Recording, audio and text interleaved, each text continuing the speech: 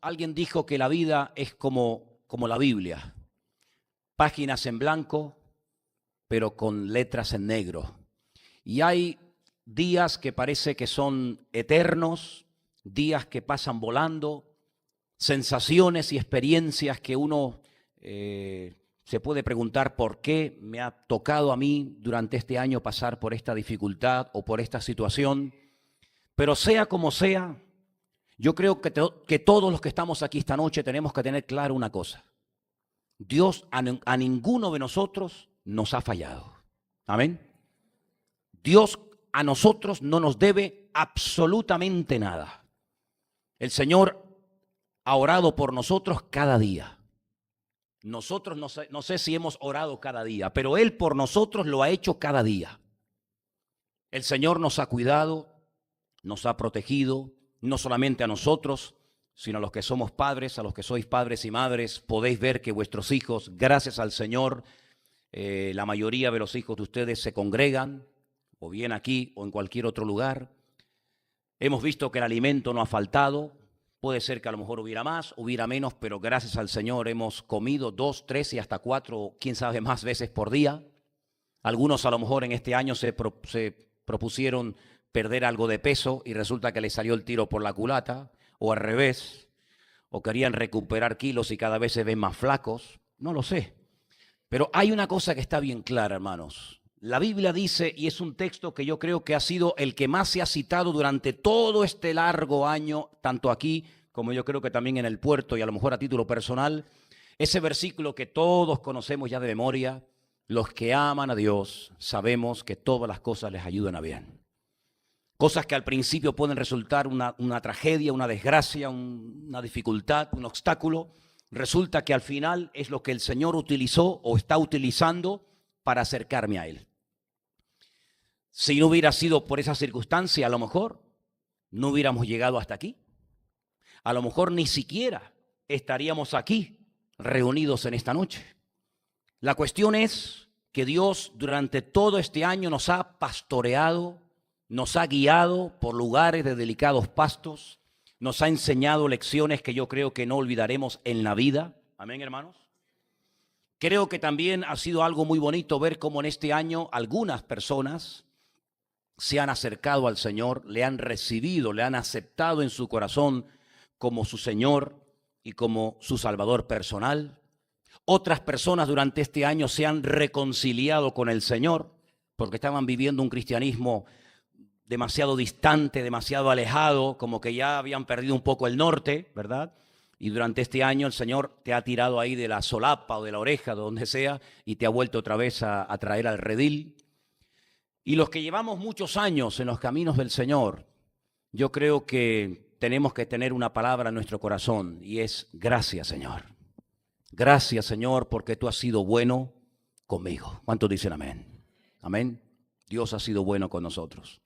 Yo quiero terminar este último culto del año con 4 llamamientos, con 4 amonestaciones que el Señor nos lanza, y pienso que sería muy bueno si las pusiéramos en práctica en nuestra vida. Vamos a empezar por Mateo capítulo 11. Evangelio según San Mateo, el capítulo 11, por favor. Los versículos del 25 en adelante.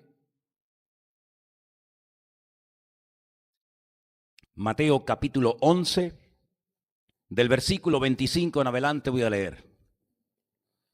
Y dice la palabra de Dios así: en aquel tiempo, respondiendo Jesús dijo: te alabo, Padre, Señor del cielo y de la tierra, porque escondiste estas cosas de los sabios y de los entendidos y las revelaste a los niños. Sí, Padre, porque así te agradó. Todas las cosas me fueron entregadas por mi Padre, y nadie conoce al Hijo sino el Padre, ni al Padre conoce alguno sino el Hijo, y aquel a quien el Hijo lo quiera revelar. Y ahora viene la primera palabra que siempre me ha llamado mucho la atención, y es: venid a mí todos. Dígalo conmigo: venid a mí todos. Y sigue diciendo, los que estáis trabajados y cargados, que yo os haré descansar. Llevad mi yugo sobre vosotros, y dice, aprended de mí, diga conmigo, aprended de mí, que soy manso y humilde de corazón, y haréis descanso para vuestras almas, porque mi yugo es fácil y ligera mi carga. Amén. Hoy en día nosotros en nuestra vida no utilizamos el yugo absolutamente para nada. Es un instrumento que durante siglos, aquí incluso en Europa, fue algo muy necesario, algo muy usado por miles y miles de personas que se dedicaban a trabajar en el campo, pero que para nosotros un yugo no significa absolutamente nada. De hecho, me atrevería a decir que a lo mejor hay algunos aquí que no saben ni lo que es un yugo, no lo han visto en la vida. Bueno, pues como nos dijo alguien una vez en Israel, métete en Rabino Google y allí vas a encontrar miles de fotografías de muchos modelos de yugos que se utilizaban y se siguen utilizando en la actualidad. Ahora bien, ya un día hablamos de cómo hay diferentes yugos, que a lo largo de la historia Dios fue utilizando para tratar, para moldear y para pastorear a su pueblo. Pero el Señor habla ahora de su persona. El Señor habla ahora de enyugarnos, de unirnos a Él. En otras palabras, Él no quiere que tengamos una relación superficial con Él. Él quiere que estemos unidos, estrechamente ligados a su persona, para que llegue el momento en el que lo conocemos a Él más que a su misma palabra. Se da mucho énfasis, y sabéis que yo lo doy, al hecho de conocer la palabra de Dios, conocer la palabra escrita del Señor, para que de esa manera la palabra nos lleve al Señor y conocerlo a Él. Pero si analizamos cómo Dios trató y cómo Dios guió a muchas personas a lo largo de la historia, pensaba en estos días que personas que llegaron a unos niveles de revelación y de conocimiento con el Señor increíbles, no lo hicieron a través de la palabra escrita, porque no existía. Pensamos, por ejemplo, en el famoso y conocidísimo patriarca Abraham, el amigo de Dios. Un hombre que nunca tuvo el privilegio de poder tener en su mano la palabra de Dios, la Biblia. Pero él llegó a desarrollar una comunión, una relación tan íntima con Dios, que él llegó a conocer perfectamente la voz del Dios que adoraba y servía. Si analizamos su vida, no tuvo nunca un pastor, una congregación donde congregarse, o sinagoga, o iglesia. No tuvo parte o toda la escritura en su mano, pero sin embargo era capaz de hacer cosas que nosotros con toda la Biblia y con todo lo que hemos oído y con todo lo que sabemos nunca tal vez nos atreveríamos a hacer. Y es dejarlo todo, todo. Casa, padres, tierras, herencia, amigos, cultura, absolutamente todo.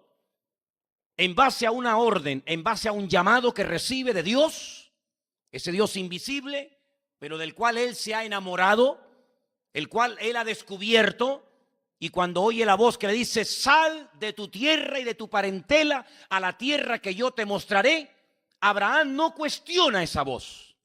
Abraham no duda en ningún momento, sino que Abraham obedece y se la juega y lo deja todo, sin Biblia, sin iglesia, sin pastor, sin nadie que le guíe, sino él y Dios solo. Se enyugó, se unió a Dios de una forma tremenda. Incluso estuvo a punto en su vida de sacrificar a su propio hijo. Yo creo que esto sería algo tremendo si Dios a nosotros nos hubiera pedido a lo largo de nuestra vida semejante sacrificio. Hubiera sido algo tremendo, porque a veces nos pide cosas insignificantes y pequeñas a las cuales estamos tan atados y amamos tanto. Imagínate si nos pidiera sacrificar a un hijo y degollarlo encima de un altar en una montaña. Sería algo que ni se nos pasa por la cabeza. Sin embargo, Abraham obedece a Dios cuando sale de Ur de los Caldeos para ir a un lugar que no sabe ni dónde está ni cómo es. Le cree a Dios y se cambia el nombre cuando Dios le dice que va a ser padre de multitudes. sabiendo que su esposa es una mujer mayor y estéril, pero le cree a Dios. Obedece al Señor cuando suba a lo alto del monte Moriah para sacrificar a su hijo. Y dice en el Nuevo Testamento que buscaba, y esto es algo tremendo, buscaba la ciudad cuyo arquitecto y fundador es Dios. Y dice que la vio, la saludó y la vio de lejos, como diciendo, algún día yo viviré en la ciudad de los justos, en la Nueva Jerusalén. Y no tenía Biblia, no tenía nada de lo que tenemos nosotros hoy en día. Y él, cuando muere, no se lleva toda esta obediencia, todo este espíritu de sometimiento a Dios con él, sino que él es capaz de transmitir no solamente su genética, su parte física y natural a la siguiente generación, sino que transmite su fe. Y por eso hablamos del Dios de Abraham, pero cuidado, también era el Dios de Isaac. No es que Isaac iba en una línea y el padre iba en otra, sino que el hijo, exactamente igual que su padre, llegó a amar a Dios sin Biblia, sin iglesia, sin sinagoga, sin templo, sino que se enyugó con Dios porque el padre le transmitió este amor por Dios de una forma increíble y lo marcó para toda la vida. Y vemos que en Isaac, aunque no tuvo que hacer grandes sacrificios como los que tuvo que hacer su padre, pero cuando llegaron momentos puntuales en su vida en los que también su fe fue probada, él da la talla. Él no suspende el examen. Por ejemplo, él se da cuenta de que su esposa tiene el mismo problema que tuvo su madre. Él se da cuenta que su esposa Rebeca, de la cual se enamoró, pues era una mujer estéril. Y durante años se intentaron tener hijos, porque tenían además que tenerlos, para que pudiera venir el Mesías con el tiempo. Y hay un momento en el que él se para y dice, oró al Señor y el Señor la sanó. Porque ya él tenía un punto de referencia, que por cierto no era la Biblia, no era una predicación que había oído, sino una enseñanza que había aprendido directamente de los labios de su padre. ¿Y cuántas veces, digo yo, en la casa, su padre le habrá dicho, sabes, hijo, tú eres un milagro del Señor, tú eres un milagro del eterno Dios, porque tu madre no podía dar a luz hijos. Tú sabes que tuve un hijo con una criada llamada Agar, una sirvienta que tenía tu madre, una egipcia, a la cual tuve que expulsar por mandato divino. Sabes que tienes un hermano que se llama Ismael, pero el Señor me dijo que tú nacerías de tu padre y de tu madre. Y tú eres un milagro del Señor. Y esa enseñanza la aprendió desde la cuna, y por eso cuando llega a la edad de 40 años o más, él es capaz de orar a Dios para que Dios sane a su esposa Rebeca de la esterilidad, porque él sabe que lo que Dios ha hecho lo puede volver a hacer en cualquier otro momento del camino. ¿Cuántos dicen amén? Y hay un momento en el que él, como su padre, imitando los pasos de su padre, él quiere ir a Egipto, porque donde él está viviendo no hay agua, no hay recursos naturales, hay miseria, hay pobreza, y la vida es muy complicada y difícil. Y él dice, bueno, ¿qué hizo mi padre cuando se vio mal económicamente? ¿A dónde fue? A Egipto. Pues yo voy a Egipto como mi padre. Pero el Señor le dice a él, no, tú no vas a Egipto. En este caso no tienes que seguir las pisadas de tu padre, sino ahora lo que te pido que hagas es que aquí donde vives, en el desierto, sin agua, te dediques a plantar. Y no cuestiona a Dios, no le dice, pero Señor, ¿cómo que en el desierto me voy a dedicar a plantar? Aquí no hay agua, aquí estoy rodeado de enemigos. Cada vez que abro un pozo me lo cierran, o le echan tierra, o le meten miles de piedras dentro. Señor, aquí no tengo futuro, ni yo, ni mi mujer, ni nadie. Pero si tú me dices que me quede en el desierto y que además no solamente me quede, sino que siembre en el desierto, yo lo hago. ¿Por qué? Porque sé que cuando mi padre recibía una orden, por muy rara o extraña que fuese, cuando él la cumplía, siempre la bendición venía detrás de la obediencia. Y dice la Biblia que ese año en fe, Isaac plantó en el desierto. Y dice que ese año cosechó a 100 por 1. ¿Cuántos dicen amén? En otras palabras, se dio cuenta de que no importa tener tierra fértil o arena del desierto. Si la bendición de Dios está, no hay imposibles para Dios. Y cuando él abría un pozo y se lo cerraban, iba a otro lugar y abría y encontraba agua. Y se lo cerraban y volvía a abrir otro y se lo cerraban. Y así fue por un lado y por otro, hasta que los mismos filisteos que querían complicarle y amargarle la existencia y la vida, tuvieron que llegar a él y pactar con él y reconocer que en él había algo que ellos no tenían. Y es que él tenía la bendición de Dios. Ustedes tienen armamento. Ustedes tienen tropas, ustedes tienen soldados, yo no tengo nada de eso, pero conmigo está el Dios de Abraham y también el Dios mío. Y dice que hacen un pacto con él, lo dejan tranquilo y vemos que él fue un hombre bendecido, sin Biblia, sin pastor, sin rabino, sin iglesia, sin templo, sin nada. Pero él aprendió a enyugarse con Dios, a unirse a Dios y conoció a Dios. Claro que lo conoció, ya lo creo. La Biblia nos enseña que no quedó todo con él, sino que también él supo transmitir a su hijo, a Jacob, la bendición. Y vemos que Jacob vuelve a tener exactamente el mismo problema familiar que tuvo su abuelo y su padre, la esterilidad. Sara era estéril, Rebeca era estéril, Raquel era estéril, pero él vuelve a orar al Señor. Señor, tú sanaste a mi abuela.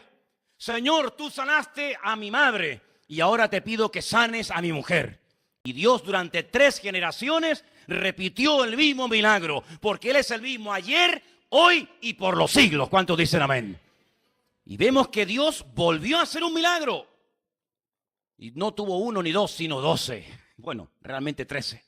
Porque tuvo una chica también llamada Dina, ¿no? Ya la conocemos.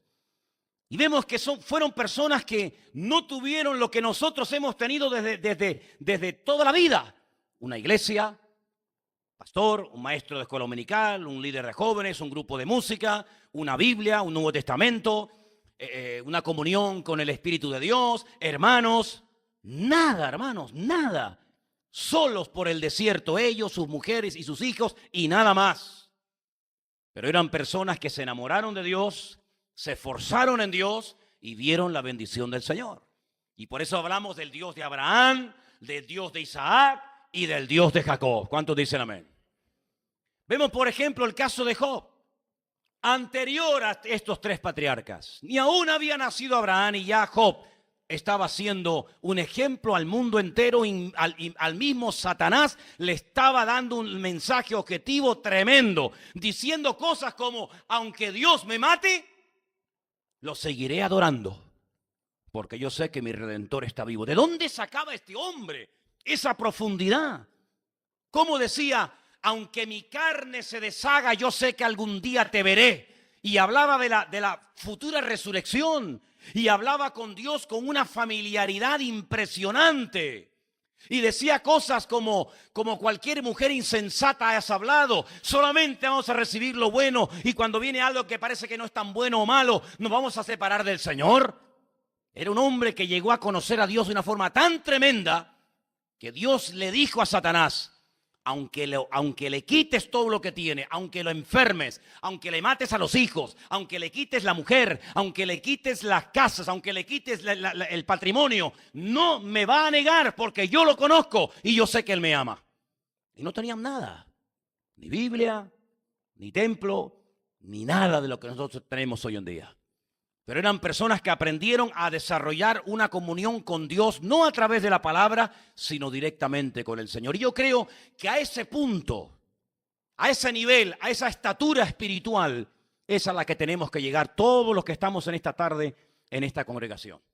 No solamente conocer a Dios a través de la palabra, sino terminar conociendo a Dios aún más profundamente y más intensamente que la misma palabra que Él escribió. ¿Cuántos dicen amén? A ese nivel creo que el Señor nos quiere que vayamos.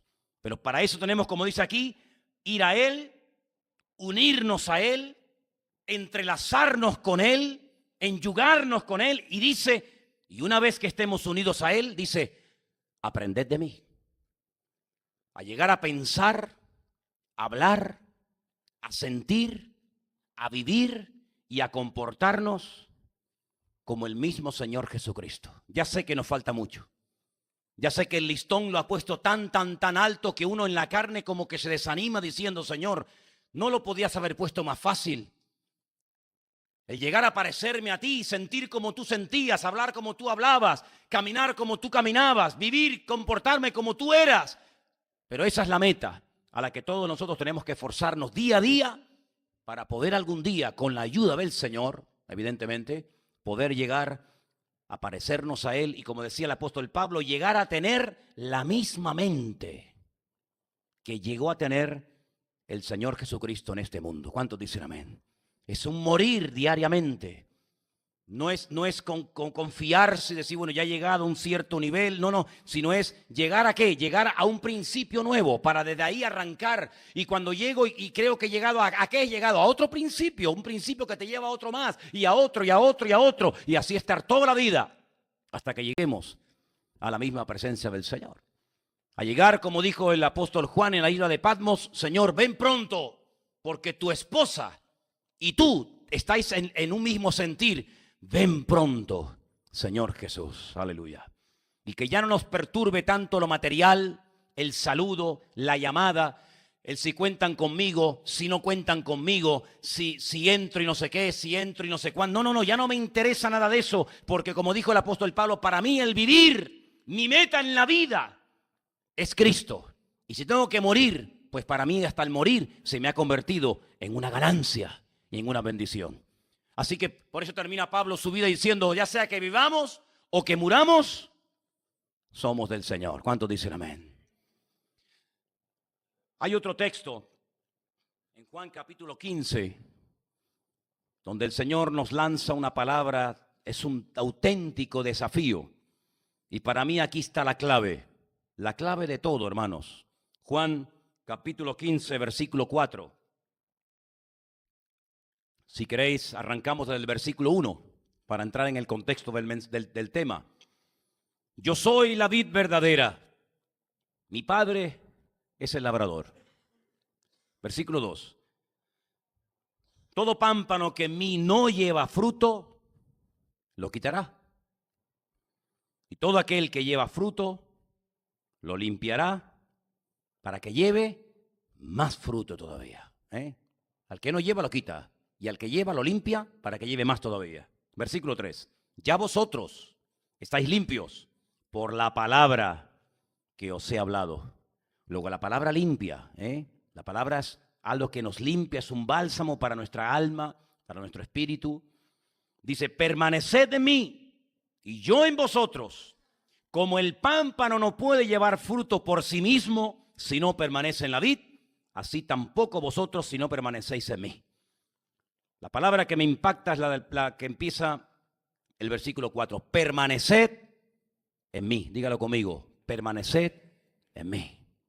La primera palabra era, venid a mí, llevad mi yugo, aprended de mí. Ahora el Señor va un paso más allá y nos habla de perseverar. Permaneced en mí. Y pone un ejemplo fácil de entender. No complica las cosas, las pone muy sencillas. Mirad, el pámpano lleva fruto mientras esté unido a la fuente, a la vid. En el momento en que cortan el racimo, en el momento en el que cortan la uva, el pámpano, automáticamente empieza a morir. Porque no tiene vida en sí mismo, sino que se alimenta de alguien que le da la vida, y esa vida no la lleva en sí mismo, sino que esa vida es porque la tiene conectada a la vid verdadera. Y esa vid verdadera, dice el Señor, soy yo. Así que vosotros que sabéis de campo y sabéis de viña y sabéis de todas estas cosas, tenéis que partir de la base que si permanecéis en mí, vais a poder llevar fruto. Pero cuando una persona no lleva fruto, hablemos claro, es porque no está unido a la fuente. Porque por el mero hecho de estar conectado a la vid, automáticamente fluye la vida. Automáticamente fluye la bendición. Cuando no hay fruto es porque se ha producido una desconexión. Ya no está unido como estuvo a lo mejor en un principio. Ya no da el fruto que daba porque al desconectarse, como no tiene vida en sí misma, pues no puede regenerarse a sí mismo, sino que tiene que volver a conectarse. Y por eso, amados hermanos, el estar separados del Señor, la Biblia lo considera estar muertos. ¿Lo habéis oído? El Señor dice, Él os dio vida. ¿Cuándo? Él os dio vida cuando estabais muertos en vuestros delitos y en vuestros pecados. Él dijo, yo soy el camino, yo soy la verdad y yo soy la vida. Cuando estamos conectados a Cristo, hay vida en nosotros.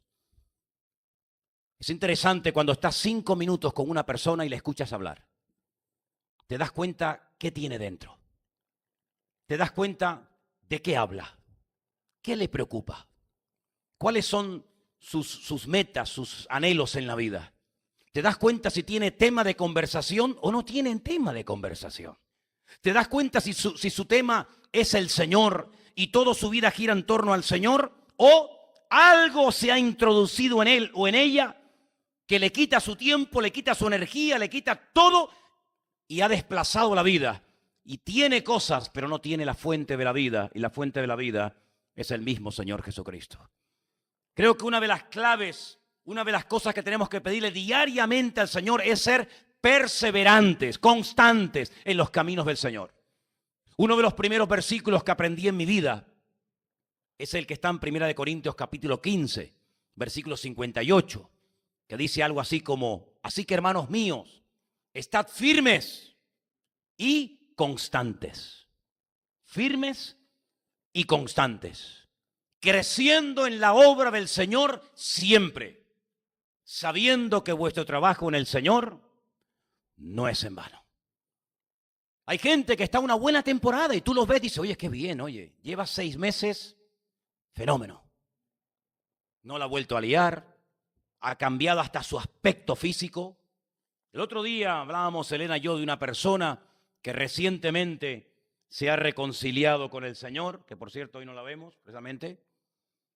Y cuando esa persona contactó con nosotros porque quería otra vez volver a la fuente, volver a conectarse con la fuente de la vida, que es Cristo, su aspecto exterior era terrorífico. La misma persona no es consciente. Dice la Biblia, y esto es un misterio que a lo mejor algunos se quedarán sorprendidos, pero dice la Biblia que los inconversos huelen a muerte, pero los creyentes huelen a Dios, huelen a vida del Señor. Nunca me olvidaré cuando una vez en Israel, comiendo en la casa de un rabino allí, cogía a los nietos que estaban alrededor de la mesa y les decía, ven, y les olía la cabeza. Y yo le decía, ¿qué estás haciendo? Dice, huélele. Y la verdad es que el chiquillo olía a gloria, olía lindo, dice, huele a Torah, me decía, huele a Biblia, se ve que hoy ha orado con el Señor. Son esas cosas, ¿no? Se pueden cuestionar o no, pero ¿a qué olemos nosotros? Hay gente que cuando se te acercan no huelen a la vida de Dios. Sin embargo, cuando se reconcilió con el Señor esta persona, a los pocos días era otra persona completamente diferente. Su aspecto cambió radicalmente. La persona que está viviendo o bien dentro o bien fuera de la fuente con el Señor no es consciente, no se percata de ello. La Biblia dice que Moisés, cuando bajó del monte Sinaí, dice que su rostro le brillaba, pero él no lo sabía. Pero los que estaban a su alrededor sabían que había estado conectado a la fuente durante tanto tiempo y venía proyectando la fuente, la luz de Dios con la cual había estado conectado, ¿verdad? Así que lo que el Señor quiere en nuestra vida es que seamos constantes, que seamos perseverantes. No sirve de nada estar 6 meses bien, viniendo a todos los cultos, leyendo la palabra, orando, colaborando en lo que puedes y después no sé qué pasó. Algo pasó, una interferencia, un virus se metió en tu vida. Dejas de orar, dejas de congregarte, dejas de interesarte por las cosas del Señor. No sirve de nada, hermano, estar una buena temporada. Hasta los del mundo tienen sus buenas temporadas. Lo que tenemos que pedirle al Señor nosotros de cara al próximo año, que está como quien dice a la vuelta de la esquina, es que desde el 1 de enero hasta el 31 de diciembre del 2015, con la ayuda del Señor, viviremos en victoria, viviremos con la bendición del Señor. No nos apartaremos ni un milímetro, sino que estaremos conectados a Él constante y permanentemente. ¿Cuántos dicen amén? Y es un esfuerzo, claro, es una lucha. Pero este año ha sido un entrenamiento. Escuchen bien, Este año ha sido un entrenamiento, ¿Para qué? Para lo que viene. ¿Para qué se entrenan los deportistas? ¿Para qué? ¿Simplemente porque no tienen otra cosa que hacer en la vida? ¿Para qué se entrena un futbolista? ¿Para qué se entrena un boxeador? ¿Para qué se entrena un nadador? ¿Para qué? Para ir a algún sitio algún día a competir. Pero no solamente a competir y a participar, sino para ir ¿a qué? A ganar. Ese es el objetivo, ir a ganar, ir a por todas. Si puedo la de oro, prefiero la de oro que la de plata. Si puedo la de plata, mejor que la de bronce. Y nosotros durante todo este año, Dios nos ha estado preparando y preparando y preparando. ¿Pero para qué? ¿Para qué? ¿Para qué tanta lágrima? ¿Para qué los sufrimientos? ¿Para qué la pérdida de seres queridos? ¿Para qué tantas pruebas y dificultades? ¿Para qué todo esto? Porque el próximo año tiene que ser el mejor año de nuestra vida. En la familia, como iglesia, como jóvenes, como marido, como esposa, tiene que ser el mejor año de nuestra vida. Y gracias al Señor hemos aprendido lecciones, algunas con lágrimas, pero esas lecciones nunca se olvidan. ¿Cuántos dicen amén? Dile al que está a tu lado, lo que se aprende con lágrimas nunca se olvida. Díselo. Lo que se aprende con lágrimas nunca, nunca, nunca se olvida. Aleluya. Pero permaneced en Dios. Permaneced en el Señor. No vivir de la gloria del pasado. No vivir de una temporada que tuve. No, no, no, no. Cada día conectarme a la fuente, permanecer en el Señor. Juan capítulo 1, versículo 43. Juan 1, 43, por favor. ¿Lo tienen? Vamos a leerlo juntos este texto en esta noche. Juan 1, 43. Y dice así. El siguiente día quiso Jesús ir a Galilea, no les oigo. Al siguiente día quiso Jesús ir a Galilea y halló a Felipe y le dijo, sígueme, dile otra vez, sígueme. Así de claro, una sola palabra puede cambiar una vida. Por cierto, no llamó siempre el Señor a todo el mundo por igual. A mí me gusta mucho leer los llamamientos en la Biblia. Por ejemplo, si lees el llamamiento de Ezequiel, es alucinante. Es un llamamiento que tú dices, madre mía, pero ¿qué vio este hombre allí? Es diferente al llamamiento de Isaías. Es diferente al llamamiento de Jeremías. Pero ¿saben? Hay un hombre en la Biblia al que llamó solamente con una palabra. Solo una palabra. Estaba trabajando, no estaba en el paro, estaba trabajando en un buen puesto de trabajo. Era, dice, publicano, ¿no? Bueno, más que publicano, era recaudador de impuestos. Y dice la Biblia que el Señor pasó y le dijo, sígueme. No le prometió nada. No le dijo, mira, si dejas este trabajo, yo te voy a ofrecer el doble de lo que estás ganando aquí. No le dijo nada.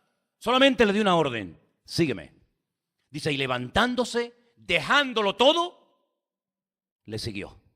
Siempre me he preguntado, ¿por qué a veces el Señor con algunas personas habla tanto y con otras personas simplemente con una palabra les cambia la vida? ¿Verdad? ¿Cuántas veces nos tienen que repetir lo mismo para que por fin agachemos la cabeza y le pidamos perdón al Señor y reconozcamos que el Señor cuenta con nuestra vida? A veces he ido a iglesias después de haber estado en ellas hace tiempo y me vuelvo a encontrar con los mismos hermanitos y hermanitas en la plataforma para que ore por ellos, para que el Señor les vuelva a confirmar lo que dicen que un día el Señor les dijo. ¿Y cuántas confirmaciones más necesitaremos para despegar, para despertarnos de la siesta y poner las manos en el arado y no mirar atrás, ¿verdad? El Señor le dice a Felipe, sígueme. Le dijo a Mateo, sígueme. Le dijo a Pedro, sígueme. Es una palabra que constantemente la vemos a lo largo de la palabra. Sígueme a mí, sígueme a mí, sígueme a mí, imítame a mí. Cuando vamos al Evangelio según San Juan, al último capítulo, encontramos ahí un encuentro, una entrevista, que más que nada es un momento de restauración de un hombre que en un momento determinado apostató de la fe. Dio marcha atrás. Públicamente negó a Cristo, públicamente dijo que no lo conocía y que no quería saber nada con él. Ese hombre tiene que ser restaurado. Ese hombre no es desechado diciendo, bueno, tú has dicho que no quieres saber nada conmigo, ahí te quedas. No. Vemos que en la misericordia del Señor, en el amor de Dios, incluye el ir a Galilea encontrarse con él y decirle, Pedro, ven para acá, vamos a hablar tú y yo tranquilamente. Y la pregunta que el Señor le hace a Pedro después de haberle demostrado que si el Señor quiere, lo hace un hombre rico y millonario y lleno de trabajo por todas partes, porque tú mismo has confesado con tu boca que has estado toda la noche intentando pescar y ha sido un fracaso, y yo en un minuto te he demostrado que si yo quisiera, te meto millones de peces dentro de la barca y te hago millonario, pero no quiero.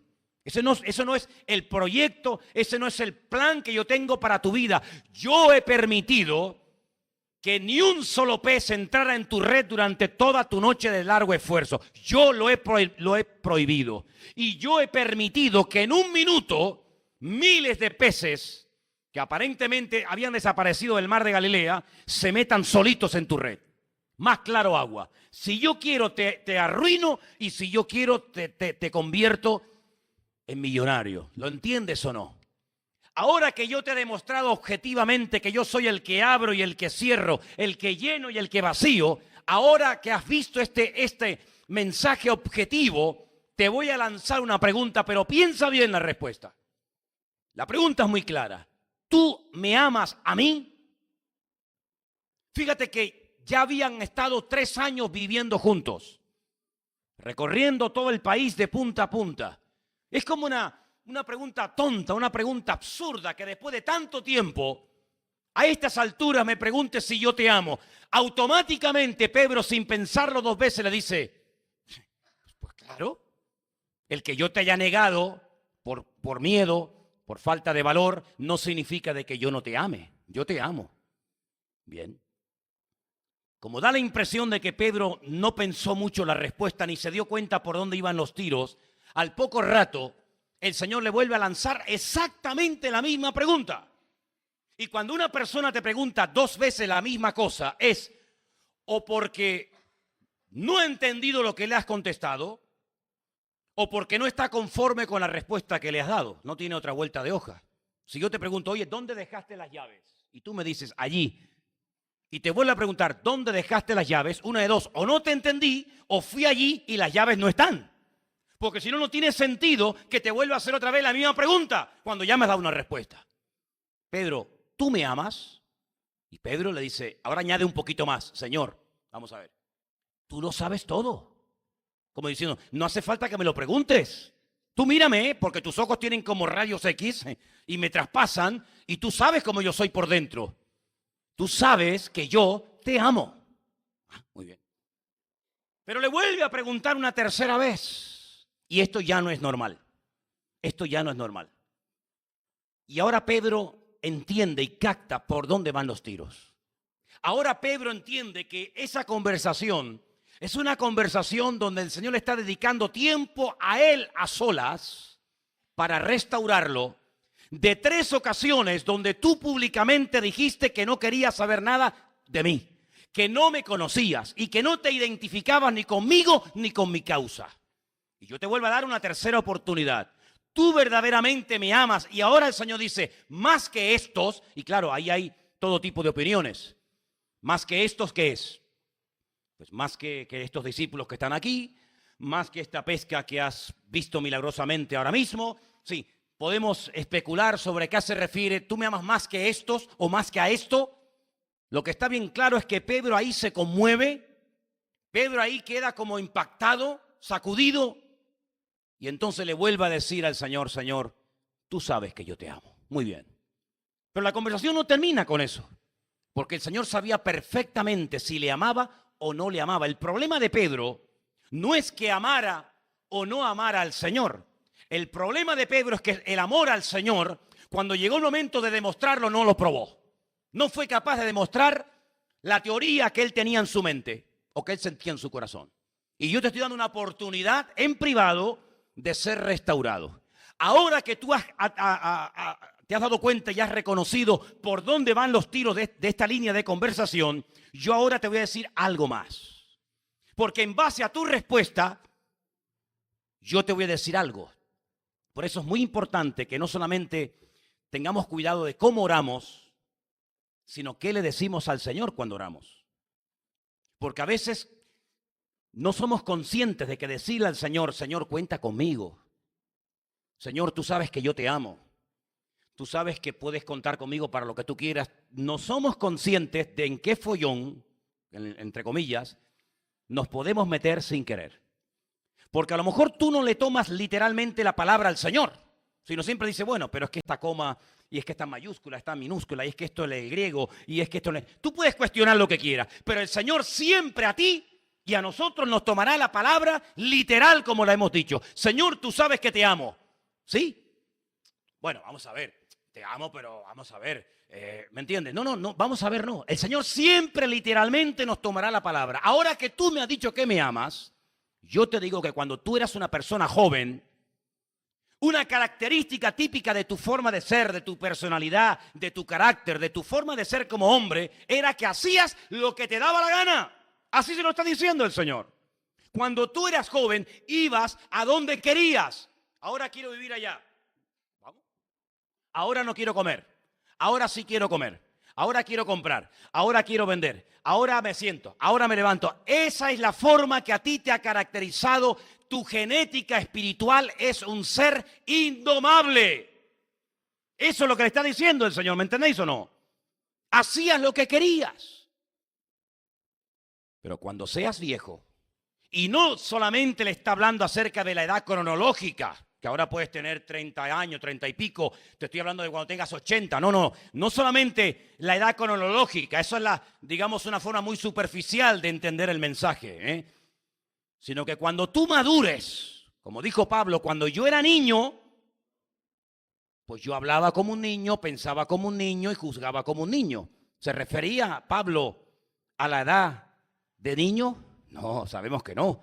Sabemos que se refería a su infantilismo, a su raquitismo espiritualmente hablando. Pero cuando fui hombre, dejé lo que era de niño. Es decir, que hasta que no te hagas hombre, no podrás hablar como un hombre. Hasta que no te hagas hombre, no podrás dejar de pensar como un niño. Hay un momento en el que se produce un cambio y cambian muchas formas en tu vida porque has madurado por fuera y por dentro. Y la pregunta es, ¿a nosotros este año nos ha cambiado por fuera, sí o no? El otro día a mi madre, para ponerles un ejemplo, le mandé una fotografía, una que nos hicimos aquí el día del programa que hicimos el domingo pasado, y me contesta por el WhatsApp y me dice, ¿qué te has hecho en el pelo? Digo, ¿yo? Yo no me hago nada en el pelo. No, tú algo te has hecho. A una madre decirle que no, cuando ella dice que sí, es imposible convencerla. No, tú estás raro. Digo, no, yo no. Digo, mamá, yo lo que estoy es canoso. Que me han salido un montón de canas. Dice, tú te has hecho algo. Y no hay forma. ¿Sí? No hemos llegado. Al final digo, vale, mamá, lo que tú digas. El año nos ha cambiado por fuera, ¿sí o no? Miren, por ejemplo, los niños. Miren cuando nació Isaac. Era otro. Miren a Isaac hoy, se lo puedo demostrar cuando quieran. El niño que nació, ¿cuánto tiempo tiene? 6 meses. 4. El Isaac de hace 4 meses, así flaquito, menudito y tal, no tiene nada que ver con el Isaac de hoy. El Isaac de hoy, eso es un toro, ¿sí o no? Y vemos un cambio en los niños. Pero en nosotros no hemos cambiado. Ustedes no han cambiado. Pregúntale a tu mujer si ha cambiado. Para que cuando dice seguro. Pregúntale a tu marido. Todos hemos cambiado, hombre. Claro que sí. Pero la pregunta es, ¿la vida solamente nos cambia por fuera? ¿O el Señor también nos está cambiando por dentro a todos nosotros? Ahí es donde yo quiero ir en esta noche, hermanos.